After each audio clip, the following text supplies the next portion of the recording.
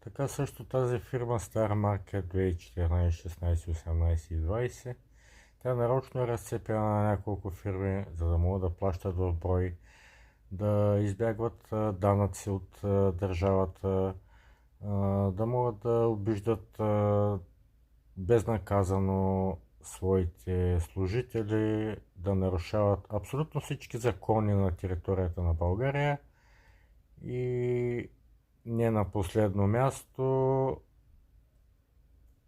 какво бих допълнил, това е една куха фирма с едни